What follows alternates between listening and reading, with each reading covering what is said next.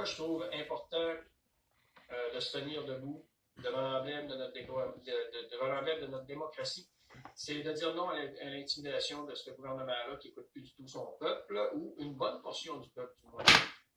Pour ceux qui sont plus informés un petit peu. Et c'est le but, de dire non à la peur. Il y a nos démarches légales qui font chemin, qui vont tester la loi. Puis en passant, là, vous devriez encourager ça. Est-ce que un contrat, c'est entre deux personnes? Donc, est-ce que la loi ou est-ce que les mesures que le gouvernement met en place sont légales? Et il n'y a rien de mal à ça, tester la légalité de ce que fait le gouvernement. Et vous devriez encourager ces personnes-là, comme moi, comme d'autres, l'Association des entrepreneurs du Québec, les cœurs de parents qui demandent sur quelle base scientifique, sur quelle base légale on maintient toutes ces mesures-là. Et une des raisons pour lesquelles moi j'ai absolument plus peur de rien depuis quelques mois, c'est que je vois parfaitement à travers le mensonge des Legault, Arruda, Dubé, Roberge, Guilbeault. J'ai aucune peur de rencontrer les policiers, de prendre un ticket que je vais contester et qui ne passera pas la loi. C'est un gros mensonge. Une fois que vous avez lu, cette semaine, j'ai déposé 2000 pages de documents à l'avocate du procureur général dans ma cause. J'en ai lu des documents et je ne vous demande pas de faire cet effort-là. C'est moi qui le fais de façon personnelle pour ma famille, pour moi, pour mes enfants. Mais lorsque je vais vous montrer qu'est-ce que j'ai, peut-être que vous allez réaliser que ce sont des menteurs et des gens compromis selon moi. Il faut qu'ils soient compromis pour maintenir ce qu'on a là en ce moment. Vous allez voir dans ce qui s'en vient. Je jure ce matin que tous les documents qui vont suivre sont issus du gouvernement ou de sources confirmées ou d'accès à l'information. Ils sont tous de vrais documents. Je n'ai rien inventé dans ce qui va suivre. Et un dernier message pour ceux qui commencent à voir que ça n'a aucun sens, qu'est-ce que fait le gouvernement, le confinement, qui est totalement illégal par rapport à un décret. Il est encore temps de se lever, de vous joindre à moi, à ceux qui ne croyaient pas que le gouvernement irait si loin dans le maintien de l'urgence sanitaire, qui donne le pouvoir à un seul homme, pour que ce soit une menace grave. On va revenir là-dessus. Et on m'a souvent dit, écoute la science. Et bien aujourd'hui, je vous invite à écouter la science. Parce que moi, j'en ai aujourd'hui, et je mets au défi de poser des questions à Legault et à Arruda, nos chers journalistes qui ne font pas leur job en ce moment. Donc, c'est parti. Il y a exactement un an, Santé publique recevait ce document. Vous voyez ici, le 31 janvier 2020. Et ça a été bureau du sous-ministre, Direction générale de la sécurité civile, sécurité publique, sont toutes là. Et c'était pour le coronavirus. Voilà l'état de la situation au 30 janvier 2020. C'est un document officiel. L'Organisation mondiale de la santé ont confirmé la propagation de personne à personne du virus le 30 janvier 2020. Ça fait un an. C'est pour ça que je fais cette vidéo-ci ce matin. Ainsi, les personnes âgées, les personnes dont le système immunitaire est affaibli ou les personnes souffrant de conditions médicales sont considérées comme étant à risque plus élevé. Personnes âgées, système immunitaire affaibli et conditions médicales. Déjà, ils avaient pointé, ciblé les groupes à risque il y a un an exactement. Et aujourd'hui, on se retrouve devant les mesures, devant la gestion merdique de ce gouvernement-ci qui a été incapable de pointer et sécuriser les gens à risque. Et ici, c'est écrit, le Québec ne fait pas exception. Donc, qu'est-ce qui est arrivé par la suite? Ce qui est arrivé, Monsieur Arruda, qui était supposé être la personne qui s'occupe de la santé publique, est parti au Maroc. Ça y a pris un mois et demi jusqu'au 13-15 mars avant de réagir, avant de faire quoi que ce soit. On va revenir sur le confinement et ces choses-là dans un autre clip, mais des recherches, toutes les recherches sur le confinement, premièrement, disent qu'il y a beaucoup de dommages collatéraux et qu'on ne devrait pas confiner, c'est une dernière mesure. Deuxièmement, ça dit que si tu fais un confinement, il faut que tu le fasses au début du virus pour que ce soit efficace. Alors, voilà. Se rappeler aussi que tout le monde me dit nul n'est censé ignorer la loi. Ça inclut le gouvernement. Et aussi, un contrat, c'est entre deux parties. C'est pas juste d'un côté.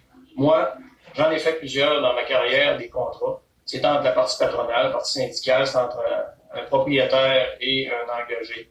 Alors, dans ce cas-ci, un contrat, c'est entre deux parties. Je vais vous demander à réfléchir, qu'est-ce dans notre contrat avec le gouvernement? Est-ce qu'il gère bien notre argent pour les systèmes hospitaliers? Est-ce qu'il gère bien la crise en ce moment? Est-ce qu'il nous offre une sortie de crise? Le contrat, c'est pas juste nous autres qu'il faut qu'ils subissent en ce moment. Et moi, je vois rien du gouvernement Legault, je vois rien de Dubé, je vois rien de Arruda, aucune solution. Rien du tout. Juste des conditions liberticides qu'il nous offre. Alors, on va y aller. Qu'est-ce qu'une urgence sanitaire? On va sur la loi sur la santé publique. Vous avez tous accès à ça lorsque vous allez sur Internet. L'article 118, lorsque vous allez dans une urgence sanitaire, dit que ça prend une menace grave sur la santé de la population. L'article 119 dit que ça vaut pour une période maximale de 10 jours. Sinon, ils peuvent demander à l'Assemblée nationale de voter pour un maximum de 30 jours. Et ça, c'était supposé être révisé pour après 6 mois. C'est une mesure exceptionnelle. Il ne faut pas à prendre à la légère. Et des juristes, des personnes en droit ont bien dit que le fardeau de la preuve, de dire que c'est une menace grave, est sur les bras, sur les épaules du gouvernement. Il faut qu'il démontre avec la science le maintien d'une urgence sanitaire. C'est une mesure exceptionnelle à ne pas prendre à la légère. Et en ce moment, en tout cas, je trouve que c'est un peu du grand n'importe quoi. Ils n'ont pas de documents, ils n'ont pas de rien. L'article 122, il faut que vous sachiez que nos députés invisibles en ce moment auraient la possibilité de mettre fin à ce cirque par un vote, mais étrangement, mettons qu'on est 25 30 en ce moment à considérer que les mesures liberticides en place sont disproportionnelles et abusives, puis qu'on pourrait pointer et protéger les groupes à risque. Ce qui me semble tout à fait logique avec ce que je vais vous montrer dans la dangerosité du virus, nos députés pourraient sortir et dire, écoute, on enlève l'urgence sanitaire, sauf qu'on va pointer vers les CHSLD, c'est le gouvernement qui a le contrôle de ça. Alors, nos députés pourraient le faire, mais en ce moment, ce sont totalement inutiles. Je ne sais pas pourquoi on a voté pour eux. Sur 125 députés, ils sont tous d'accord quand il y avait 25-30 de la population. On a peut-être, avec Québec solidaire en demande plus, on a perdu comme toujours, avec leurs dauphins, les arcs-en-ciel et tout. Ou on a le député BEB qui a parlé du bout des lèvres, qui a demandé de la documentation. Moi, j'ai déjà dit, dans mes réunions, une compagnie du coin de la rue ici, chaque fois qu'on faisait une réunion, on a un compte-rendu de réunion. Comment peut-on croire que le gouvernement n'a pas tel compte-rendu? C'est impossible et c'est inacceptable. Seulement, la seule raison que ça serait ça, c'est parce qu'ils ont des choses à cacher et que c'est juste des décisions politiques. Si c'est des décisions sur la santé, il faut qu'il y ait la science derrière ça et je vais vous démontrer qu'il n'y a pas de science derrière ce qu'on vit en ce moment. Il faut que vous sachiez également, et ce qui s'en vient, c'est ma prédiction. Si on fait rien, si on ne s'oppose pas, ils peuvent ordonner la vaccination obligatoire. Ça devrait être, moi, ce qu'il y a dans mon corps, ce qu'il y a dans le corps de mes enfants, c'est à moi de décider. C'est moi qui sais le meilleur de ma santé. Nous autres, on mange bien ici, on s'exerce. Et c'est à nous autres à décider si un vaccin ou l'autre. Je n'ai pas dit que je suis contre un vaccin. Je suis pour les vaccins ADN, je suis contre les vaccins ARN, je suis contre les vaccins d'influenza. C'est mon choix.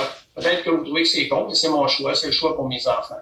Et je veux savoir c'est quoi les ingrédients qu'il y a dans ce vaccin-là. Je veux savoir comment il a été testé. Je veux savoir c'est quoi les effets à long terme, ce qu'on n'a pas fait dans les vaccins qu'on nous propose en ce moment.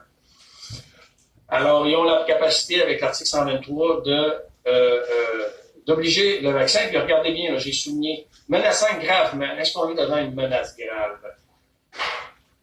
Là, ici, un huitième sous-article, ça dit que c'est le gouvernement ne peut être poursuivi en justice pour un acte accompli de bonne foi. Là, je m'excuse, mais moi, si dans mon sous-sol ici, j'ai été capable de trouver plein de recherches, plein d'études qui démontrent que le confinement, c'est de la merde, que les tests PCR, c'est de la bouillie qu'ils ont fait ici au Québec parce qu'ils n'ont pas respecté les cycles d'amplification. Je suis capable de tout trouver ça dans mon sous-sol. le gouvernement, avec les meilleurs, supposément les meilleurs, devrait être en mesure de trouver ces mêmes recherches-là.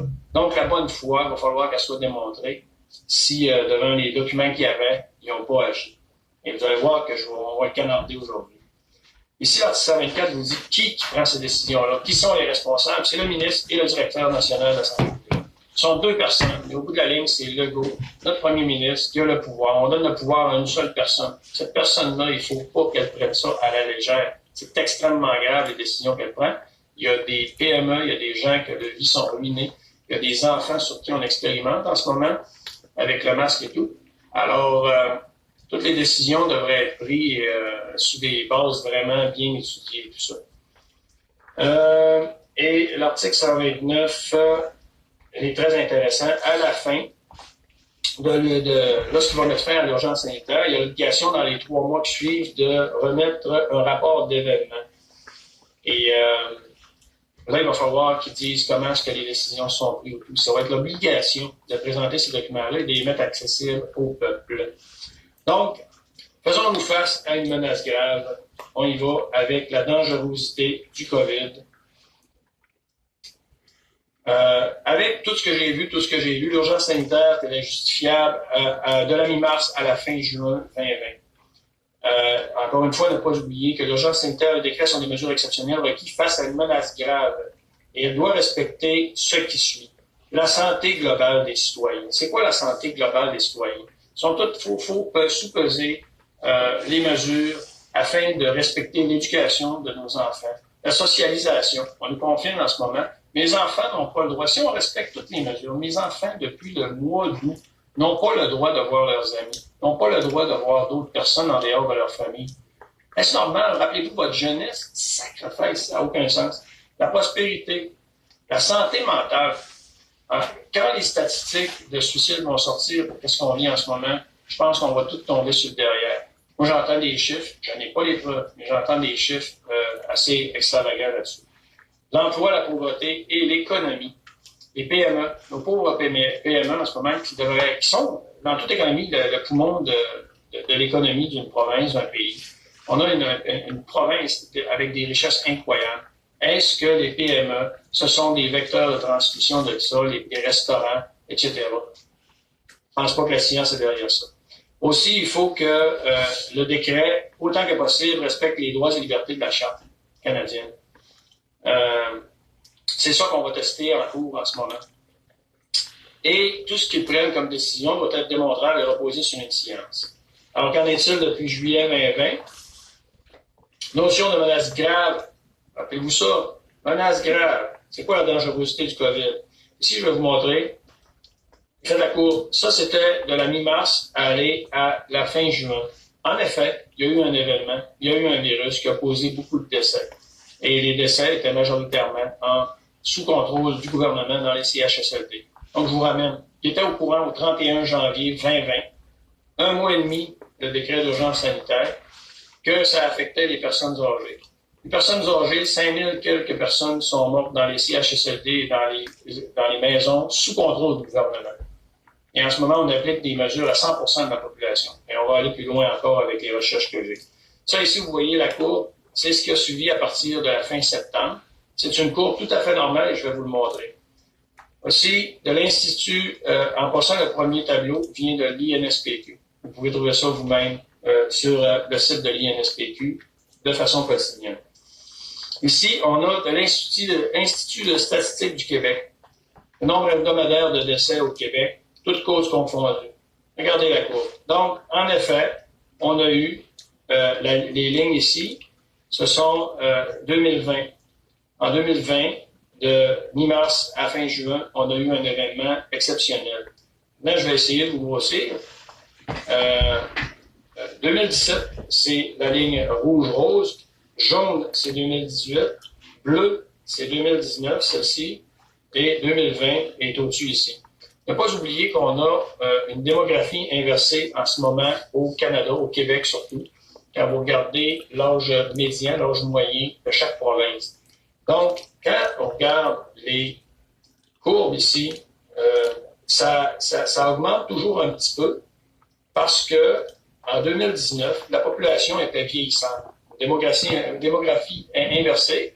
Ce sont des gens, une population plus vieillissante, où on est en train les baby boomers sont en train de voir, sont en fin de vie tous ensemble. Donc, la courbe que vous voyez ici est pas mal semblable à cette courbe-là. Puis ça se maintient. C'est saisonnier, qu'est-ce qu'on voit en ce moment. C'est la dangerosité du COVID en ce moment, et c'est sur ça ici, en passant, janvier, ça c'était décembre 2020, qu'on maintient une urgence sanitaire. Est-ce qu'il y a une différence, un comparable significatif permettant de croire qu'on a besoin d'une urgence sanitaire? Je vous pose la question, vous y répondrez. On s'en va dans des recherches ici. Étude à Santa Clara, en Californie, avril 2020. Avril 2020. Écoutez bien la recherche, là. C'est publié, ça. La chance de survivre pour les 0 à 19 ans de ce virus est de 100%. En avril 2020, on a une recherche qui dit que la chance de survie est de 100% pour les 0 à 19 ans. Et en ce moment, on impose le masque, on impose toutes sortes de mesures, confinement, classe bulle, pas de sport à nos enfants. Est-ce justifié? On va passer tout de suite aux 40 à 69 ans. 40 à 69 ans, 99,84% des gens qui contractent le COVID survivaient. 40 à 69 ans. Chance de survie, 99,84%. On est en avril 2020. On passe à une autre étude ici. Genève, Suisse, publiée dans le Lancet. Je n'ai pas pris des recherches du coin de la rue. Là. Je prends le Lancet, puis j'imagine que le gouvernement doit lire ces recherches-là où les personnes travaillent au sein. En juin 2020, en Suisse, publié dans le Lancet, les 10 à 19 ans ont 99,99% de chances de survie lorsqu'ils contractent ce virus-là. Et on dit ici que les gens de jusqu'à 65 ans, ceux qui l'ont, ont 94,6% des chances de survivre le virus. Donc, on a des bonnes pistes de solutions. On est tout à 99% de survie quasiment. En septembre 2020, le CDC, c'est l'agence, c'est un peu comme la santé publique des États-Unis. En septembre 2020, écoutez ça, de 0 à 19 ans, donc ça a évolué les recherches à ce moment-là. La chance de mourir de ce virus-là pour un 0 à 19 ans, êtes-vous capable de comprendre ce chiffre-là ici? Là? Le 99, là, il est avant. 99,00007% des chances. Donc, tu as 0,00003% de chances de mourir. Ça, en bas de 19 ans. La grippe est pire, cause plus de fatalité que le virus qu'on parle là. Ensuite, le CDC estime que les personnes de 50 à 69 ans ont 0,005% de chances de mourir. Est-ce une menace grave? On passe à une autre recherche. l'INSPQ, publication numéro 3082, 23 novembre 2020. C'est géré par qui? Le CHSLD et le RPA, géré par le gouvernement. 5543 décès liés au COVID ont été observés chez des cas en CHSLD et RPA. Okay? 97% avaient au moins une précondition, une comorbidité, et 88% avaient plus de deux comorbidités et plus. Donc, on revient à ce qu'ils savaient déjà au 31 janvier 2020. On est rendu en novembre 2020. Qu'est-ce que le gouvernement a fait pour protéger les personnes à risque sous sa gestion? Sur le site du gouvernement ici, québec.ca, santé, problèmes de santé, vous allez dans traitement, section traitement. Voyez qu'est-ce qui est écrit encore à ce jour. La plupart des personnes atteintes de la COVID-19 se rétablissent par elles-mêmes. Est-ce une menace grave qui donne le pouvoir à une personne? On est dans l'erreur statistique pour toutes les morts. Tu pognes le virus, tu es en santé, en bas de 69 ans, il n'y a aucun risque si tu es en santé. Aucun. 0,003. C'est sûr que sur 8 millions de personnes, 8,5 millions de personnes, il y en a une à quelque part qui avait une maladie qui s'ignorait, une maladie pulmonaire, une maladie de cœur. Mais ça fait partie de la game. On ne jettera pas toute l'économie par terre. On n'expérimentera pas sur nos enfants et notre population pour 0,003% de chance. Ça ne s'appelle pas une menace grave. Ça, ici, vous pouvez trouver ça. J'en ai plein d'autres recherches de même. J'en ai présenté 4. C'était évolutif.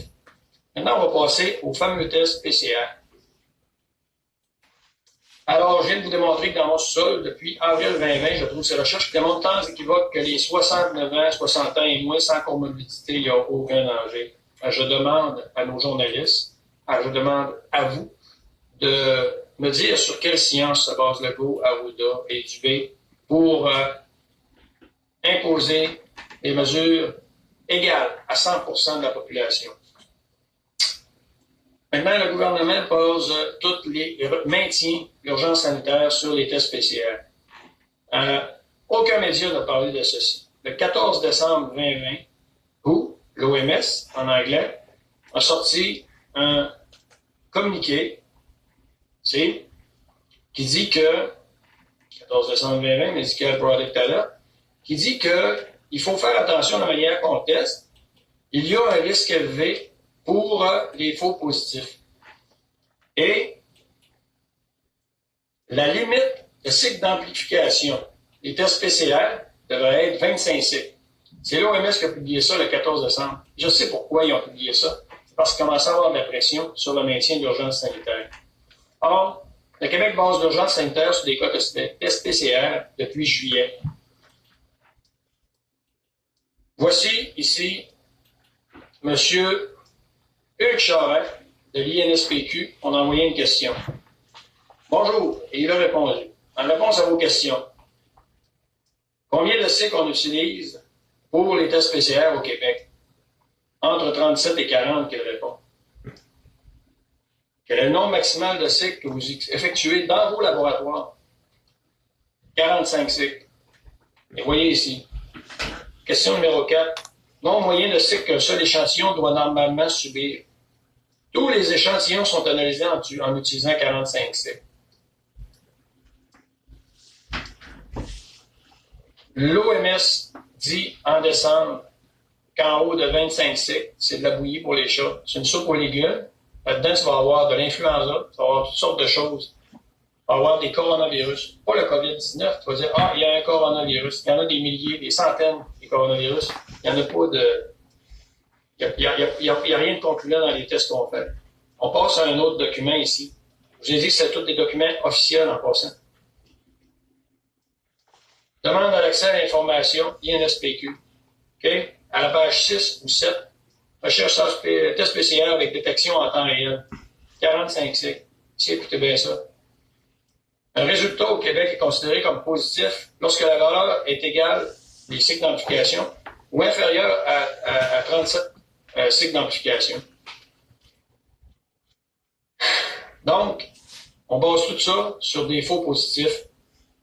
Selon une étude Eurosurveillance, ça c'est la santé publique en Europe, en janvier et mai, ça date pas d'hier, janvier et mai, c'était disponible comme recherche ici.